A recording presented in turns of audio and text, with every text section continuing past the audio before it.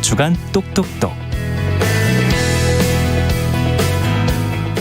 네, 정영실의 뉴스 브런치 많은 분들이 함께 해주고 계십니다. 김태현, 남기숙님, 그리고 미무수환님, 김인강님, 박진호님, 네, 감사드립니다. 700여 분이 지금 유튜브로 들어오셨네요. 자, 금요일의 첫 코너는 지금 앞서 소개해드린 주간 똑똑똑입니다. 청년 여성의 시각으로 다양한 주제를 같이 고민해 보겠습니다. 오늘도 두 분 자리해 주셨어요. 개관올레 이진성 편집장 안녕하세요. 안녕하세요. 그리고 청소년 페미니스트 네트워크 위티의 양재 활동가 안녕하세요. 네, 안녕하세요. 자, 앞서 잠깐 말씀을 드린 오는 27일에 국회 본회의 상정을 앞두고 있는 여야가 지금 논의를 한창 진행 중인 언론중재법 개정안에 관한 얘기 두 분과 좀 나눠볼까 합니다. 최근에 뭐 관심들은 있는 것 같은데 법안의 내용부터 해서 자세하게 또 들어가 보면은 또 서로 완벽하게 제대로 이해하고 있는가 이런 생각도 들기도 하고요. 두 분은 어떤 부분을 가장 눈여겨보셨어요? 양재 활동가. 아무래도 좀 최근 저는 또 언론에 보도자료를 보내거나 어떤 사실을 알리거나 이런 업무들을 단체에서 하고 있다 보니 이런 언론중재법 개정안이 되게 생활 속에 밀착된 문제들로 많이 여겨졌는데요. 사실 언론중재법이 가짜뉴스를 막겠다라고 시작을 했었잖아요. 예. 근데 사실은 가짜뉴스가 생산되는 배경이 무엇인지에 대한 질문이 저는 필요하다고 생각하거든요. 네. 뭐 언론의 수익 구조가 어떻고 언론의 지배 구조가 어떤지를 봐야 하고 사실 근본적으로 언론 개혁 자체를 해나가야 되는데 이런 사법 권한을 강화하는 것만으로 가짜뉴스의 양산을 막을 수 있을까라는 질문이 많이 들었던 것 같아요. 네, 그렇군요. 그 배경, 가짜뉴스가 만들어진 배경은 과연 무엇인가를 먼저 조금 더 짚어봐야 된다 이런 지적을 해주셨고 이진성 편집장께서는 네, 저도 이 사안에 대해서 그런 비슷한 생각을 해봤는데요. 아무래도 기레기라는 표현이 있을 만큼 있죠. 현재 우리나라의 언론에 대한 신뢰는 굉장히 낮은 상태입니다. 더 이상 기자가 매력적이거나 멋진 직업으로 그려지지 않는 것도 있고요.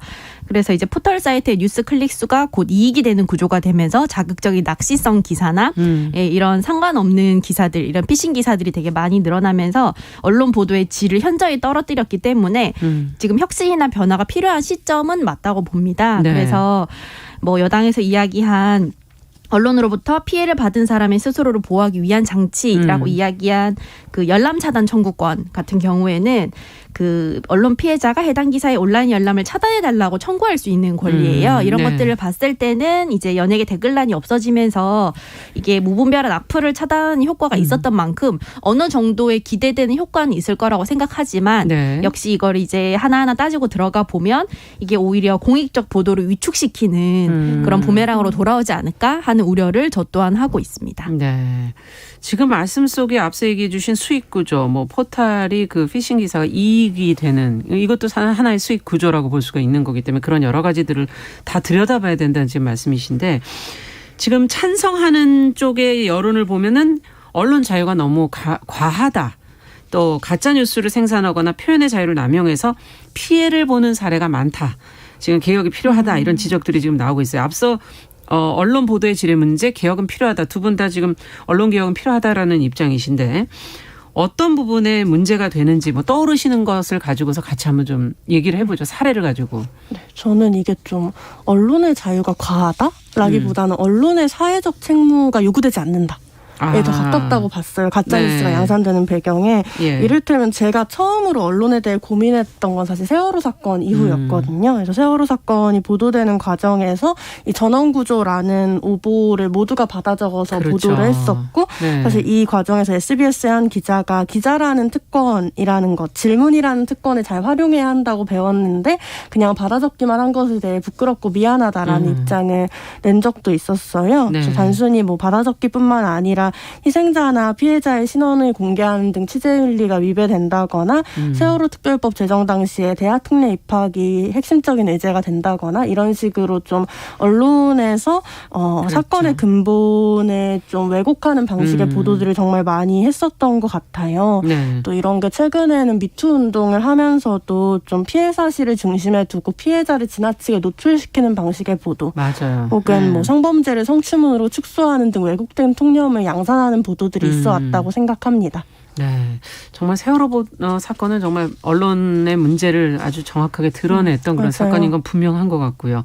어떻게 보세요, 이진성 편집장께서? 네, 저도 생각나는 여러 가지 사례 중에 이제 2017년에 초등학교 교사인 최 씨가 학교 운동장을 남학생이 전유하는 현상을 지적을 한 적이 있습니다. 네. 그 학교 현장에도 페미니즘 교육이 필요하다는 주장이었는데요. 이를 두고 이제 이 교사를 향해서 온라인상에서 사이버 폭력이 굉장히 심하게 벌어지고 있는 가운데 조선일보가 이와 관련해서 최 씨가 평소에 뭐 남성 혐오자였다, 교육 현장에서 부적절한 자료를 보여줬다, 평소에 뭐 남학생들을 질타했다는 식의 어떤 허위 기사를 내면서 네. 이제 이 교사의 어떤 학교에서의 생활이나 이런 것들이 훨씬 더 악화되는 일들이 있었습니다. 그랬겠는데요. 그래서 네. 결국에는 그 조선일보를 대상으로 정정보도 청구 소송을 했고 승리를 해서 이제 수정 기사가 나왔지만 개인으로서 7차 변론까지 가면서 이제 16개월 동안 고통받았던 시간은 사실 굉장히 감당하기 힘든 일이었거든요. 정정 보도 한 줄 가지고는 안 된다. 그렇죠. 사실 실제로 고통받은 시간들은 이제 누가 보상해 줄 것이고 이런 일이 또 벌어졌을 때 어떻게 좀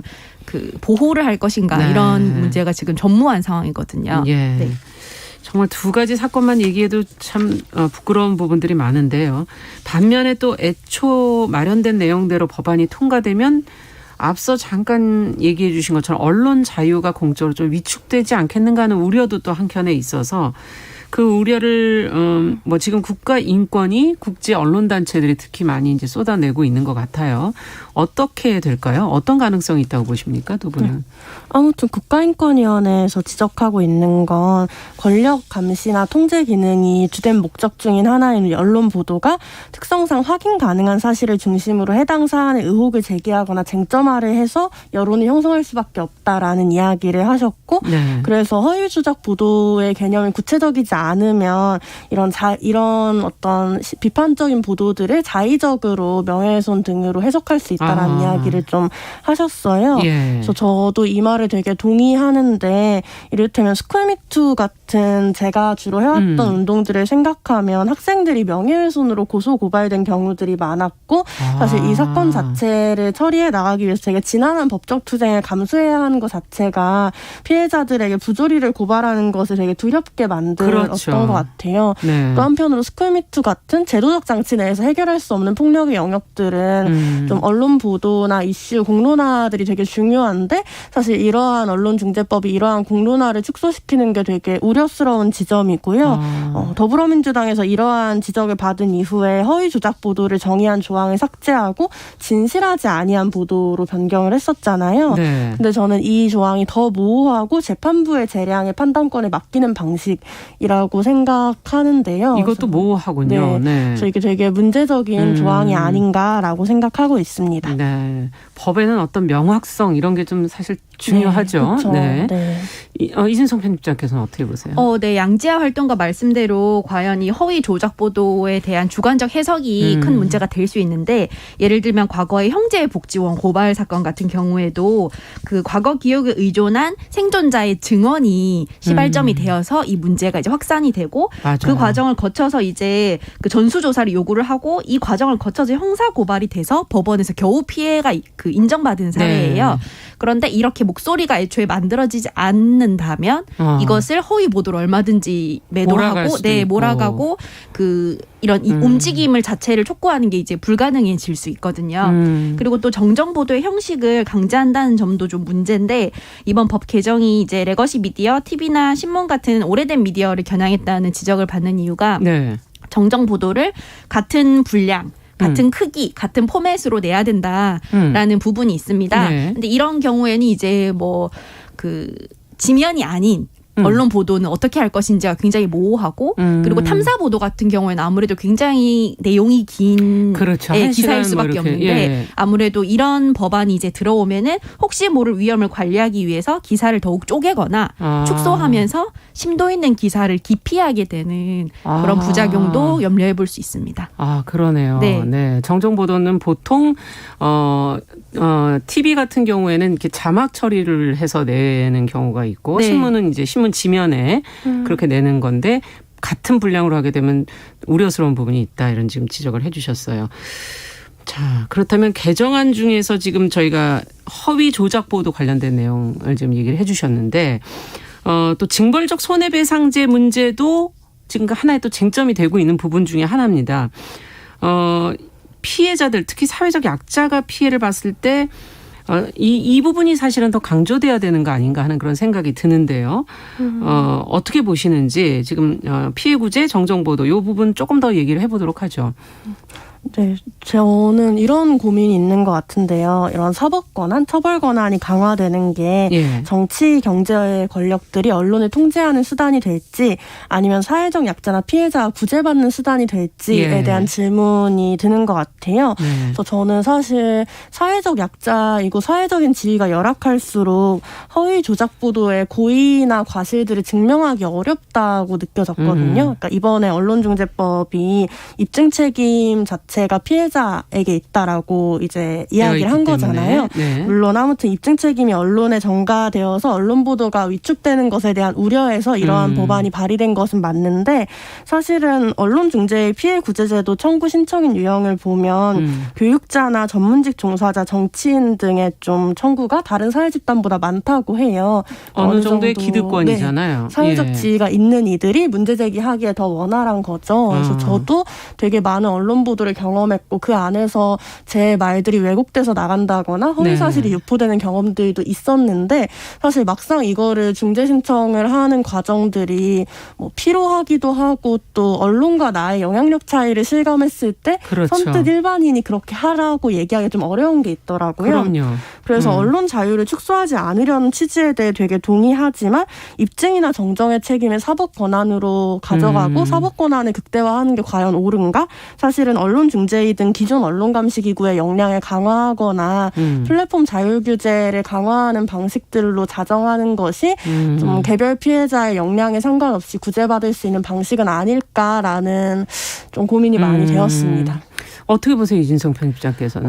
사실은 명예훼손 피해를 구제하는 현행 법규는 이미 짜여져 있기는 합니다. 징벌적 손해배상제 도입에 대해서 이제 과잉 입법 우려가 나오는 이유인데요.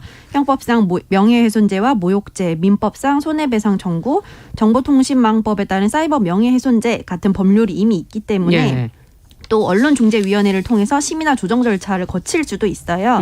그러다 보니까 이렇게 그 소송으로 가게 되면은 이거는 사실은 미국 같은 경우는 이 명예훼손죄를 형법으로 처벌하지 않고 민사소송으로 규율을 하고 있거든요. 그래서 영미권에서 적용되는 법인데 형사처벌법이 있는 한국에서 이 소송이 들어갈 경우에는 이중처벌이 될 수 있다라는 우려 또한 있습니다. 그렇군요.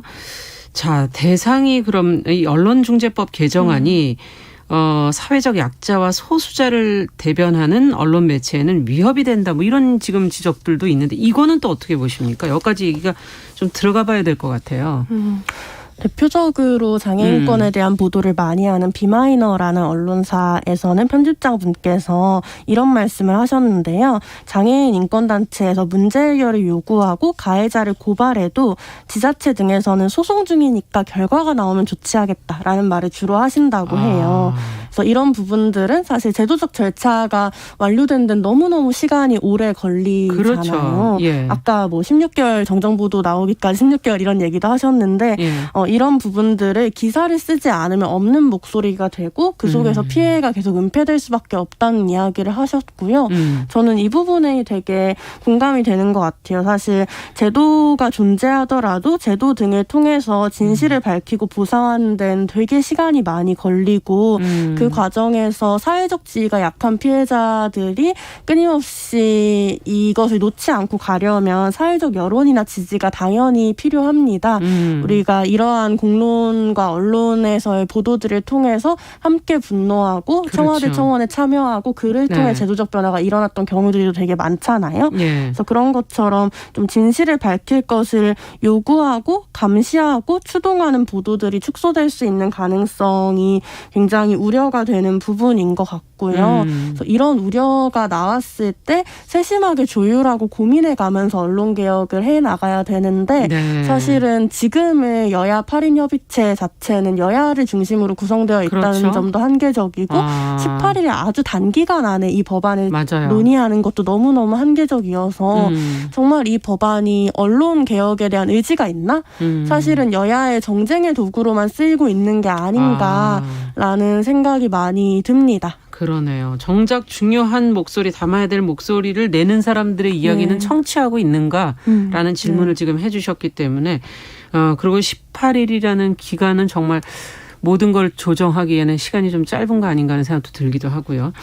어떻게 보십니까? 이준석 편집장께서. 네, 사실은 역사는 이긴 자들의 기록이다라는 말이 있을 만큼 우리가 과연 사실이라는 것은 어떻게 기록되고 어떤 부분을 조명하고 어떻게 해석하는지에 따라서 굉장히 많이 좀 의미가 달라지는 경험을 그렇죠. 다들 하셨을 거예요. 그러다 보니까 이 여기에서 말하는 명확한 팩트 사실만을 보도해야 한다라는 기준이 과연 무엇인가? 언론은 그러면 정말 일어난 일만을 보도하는 그런 것만 하는 받아적기만 하는 것인가에 대해서 생각을 좀 많이 하게 되는데요.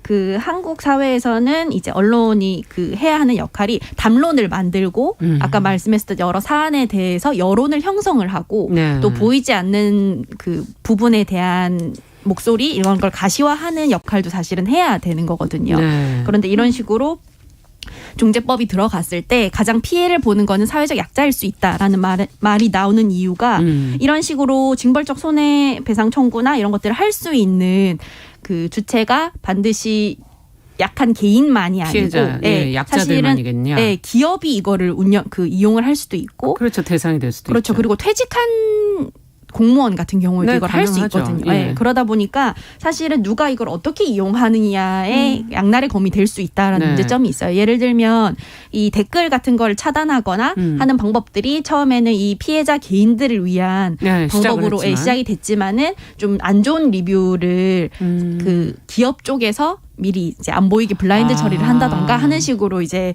이용이 되고 있는 사례처럼요. 그래서 예를 들면은 민주노총의 초대 법률원장 출신이었던 그 권영국 변호사는 이제 쿠팡의 물류센터에서 사망자들을 보도를 하면서 굉장히 큰 사회적인 이슈를 일으켰거든요. 그렇죠. 근데 이제 그러면서 이게 아무래도 사망 사건을 집중적으로 보도를 하니까 기자 개인을 상대로 굉장히 큰 금액의 손해배상을 청구하면서 아무래도 보도가 많이 위축되는 수밖에 없는 그런 효과가 발생이 됐거든요. 이런 사례들을 생각을 해봤을 때 과연 그 보도하지 않으면 사실 이익이죠. 사회적 약자에 대해서 보도하지 않으면 위험할 일도 없고 그렇죠. 굉장히 뭐 편해요. 하는 사람들은. 그런데 이런 상황에서 이제 이렇게 규제할 수 있는 방안까지 줘버리면 과연 이 위험을 떠안고 이 위험을 떠안고 누가 그 위험 보도가 위험 요소가 큰 사회적 약자들의 이야기를 할 것인가. 이거에 대해서 좀 생각을 해봐야 될 것 같습니다. 그러면 이 대상이 사실은 지금 말씀해 주신 것처럼 너무나 다양할 수 있기 때문에 사회적 약자가 사실은 그 대상이 돼야 되는 게 맞는데 그런 부분도 좀 더 고민이 필요한 게 아닌가. 대상을 좀 뭐 어떻게 정할 것인가 하는 부분도 진지하게 좀 아까 세심한 관찰과 조율이 필요하다는 것처럼 그리고 두 분은 다 언론의 공론화 과정, 담론을 만드는 그 여론을 형성하는 그 부분이 상당히 중요하다고 생각하시는 거군요. 네, 그렇죠. 네. 알겠습니다. 그럼 지금 앞서 8인 협의체 얘기를 해 주셨는데 지금 8인 협의체 중심으로 논의가 진행되고 있다는 점을 비롯해서 지금 개정안 관련해서 또 여러 가지 비판들이 나오고 있거든요. 두 분이 꼭 짚고 넘어가야 될 부분이 있다면 좀 여기서 언급을 해 주시죠. 뭔가 편집장님이 말씀해 주신 것처럼 이런 언론 탄압에 대한 고민들이 그냥 상상 속의 허구가 아니라 정말 실제로 있었던 사례들이 많고 그만큼 우리 사회에서 언론의 자유라는 건 늘 침해되어 왔고 저널리즘의 가치라는 것이 제대로 논의된 적이 없는 사회라는 생각이 많이 들어요. 그래서 사실 저는 언론이라는 게 우리 사회에 보여지지 않았던 현실들을 드러내는 되게 중요한 공간이라고 느꼈고 뭔가 사실은 저희가 학내에서 인권 침해를 겪은 학생들을 만나거나 스쿨미투 고발을 하려는 당사자들을 만났을 때 이걸 사회적으로 알려봅시다라는 결심을 할 수 있었던 것도 이런 언론 의식을 가진 기자분들이 있음을 알기에 믿기에 그럴 수 있었거든요. 그래서 이런 저널리즘 자체의 가치를 매번 현장에서 느끼기도 하지만 동시에 이런 언론 대해서 언론의 의식에 대해서 더 고민하는 정치라는 게 별로 없구나라는 생각이 많이 좀 들었던 것 같고요. 이번에 네. 한편으로는 좀 1인 미디어 시대이고 정보가 유통되는 방식이 달라지고 있다고 저는 생각해요. 그렇죠. 그래서 예전에는 신문이 언론이었고 그걸 받아보는 수동적인 객체로서 이제 독자가 존재했다면 이제는 사실 언론과 공론장은 뒤섞여 있고 레거시 미디어를 제한하는 것만으로는 이런 가짜뉴스에 대한 대책이 되긴 어렵다고 그러네요. 느껴져요. 그랬을 때 오히려 혐오 표현을 규제한다거나 하는 식으로 평등하고 안전한 공론장을 만드는 작업이 더 중요한 작업이 되고 있다고 생각하거든요. 예. 그래서 이런 상대방에 대한 모욕이나 허위사실을 표현하는 것이 단순히 명예훼손이야 라는 사법적 절차뿐만 아니라 어떤 소수자에 대한 차별이나 혐오를 제재해야 돼라는 방식으로 규제될 수 있어야 한다라고도 생각을 하고요.